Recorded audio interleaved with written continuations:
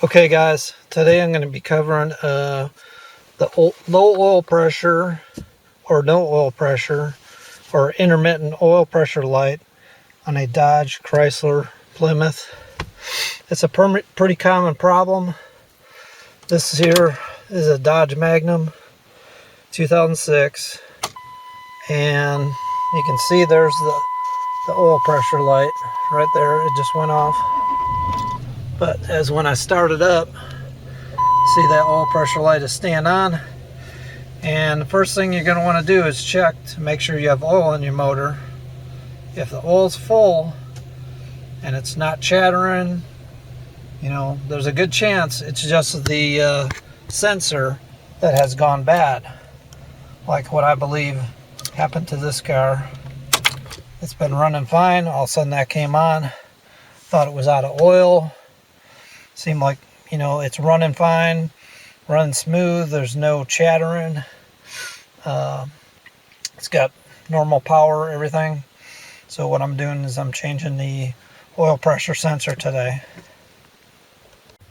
Okay, so this Dodge Magnum has the Hemi motor in it, and we're gonna change the oil pressure sensor, and this is what it looks like.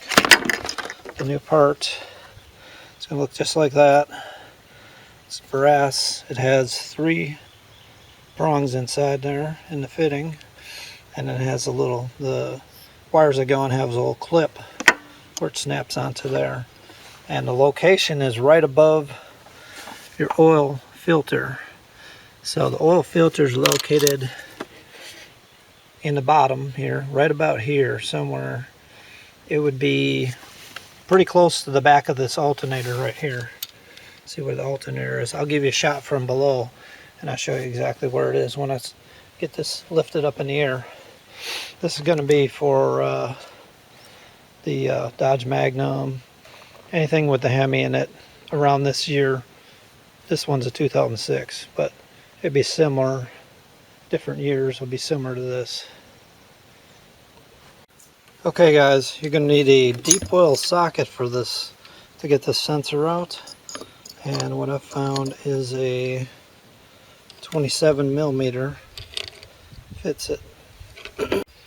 Okay guys, to make it easier to get the belt off, I took off the air box and the cover. The air box comes off pretty easily. You disconnect this air temperature sensor, which goes right in here. Loosen this clamp, undo your latches, and there's a hose that connects back here on the box.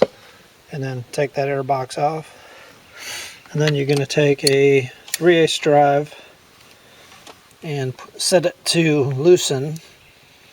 And you're going to need some kind of bar or something, a breaker bar. Or if you're going to use a small ratchet like I'm using here, you're going to need to put a pipe or something on it. Alright guys, I was able to get that belt off with the help of this pipe and my little 3/8. And all I did was I pushed the wrench this way, which gave me a little slack in the belt. And I took the belt off of that alternator pulley. I'm just going to let it sit just like that. And next we're going to get the alternator out. Okay guys, this is turning into a bigger job than I thought. I ended up taking the air box out here so I can get this fan tilted up. That way I have more room down there to get the bolts. All the bolts are seized pretty well in there, and they're very difficult to get removed. So there's 2 on the bottom and 1 on the top. I got this top one just about out. And then, okay guys, so I'm getting the bottom ones with a deep socket, and I added a little extension on here, a little piece of pipe, because these bolts are pretty well seized in there. I've got this one broke loose now. I'm going to give you a view from the bottom, but it was pretty difficult to get to those bolts, If you need to break them loose and you can't get swing enough below, you might want to try from the top with an extended bar like that. They're 15 millimeter bolts, and I'll show you. You can see here where I've got the socket on there. So there's that one there, and there's that one right there. There's two of them. One there, one there. And both of them were seized pretty bad. I had to spray them down good, and it took a lot of muscle to break them loose. So we're going to get this alternator out of here in a minute. Alright guys, I got those bottom two alternator bolts out. They're kind of rusted with a lot of help from the air ratchet. So if you got an air ratchet, definitely will help you out. It's kind of a tight spot, and you can kind of just spin them out with this. See if I can get this one up the rest of the way, since it's in there pretty good. It's still giving a lot of resistance. Okay. Even the air ratchet's having a hard time. Try that.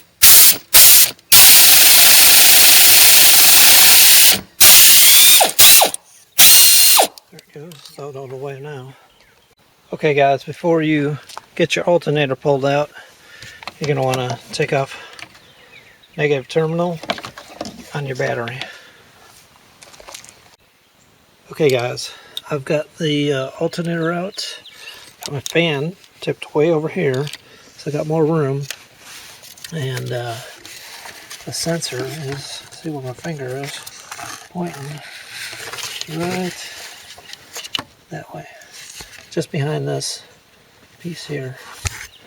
So hopefully if I can get the camera down in there, you can see it. It is right there. You can see it. Okay. So there's a little red tab on there. I'm not sure if it's like this tab where you have to kind of pull it back, or if it's one of these tabs like this that you have to push out to get that off of there. But there's a locking tab on there. So somehow you have to pull the locking tab up and get it out of there. See, I can see the sensor from here. Let's see. Right down there. But the locking tab is facing towards the motor, so the locking tab is on this side over here. It's not on the outside, it's on the other side, the back side. So I can get the locking tab from underneath. Let's see if you can see from underneath, if I can find it.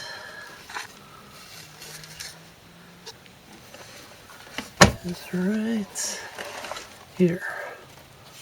The sensor's right there, and the locking tab is on this side of it. So I'm not sure exactly how that locking tab disengages.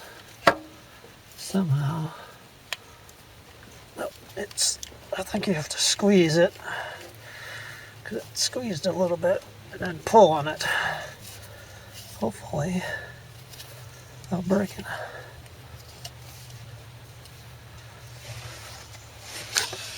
I can see. I'm gonna take a video of it, and then hopefully I can tell which way I have to turn that tab.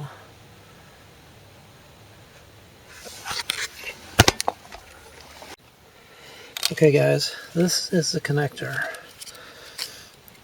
To get it off, I needed to squeeze this tab here, and then I put a screwdriver on this end and I pushed it off.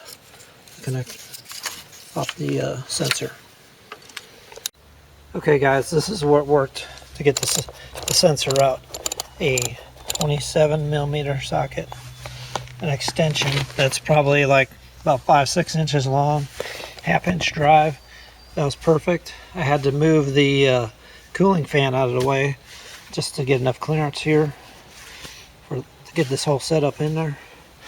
But I got it, and it wasn't in there too tight. Okay guys, I got the switch in, and we're going to test it out, make sure this is the oil light that's on now. Turn it off, start it up, and guess what? That oil light went out. So that was it.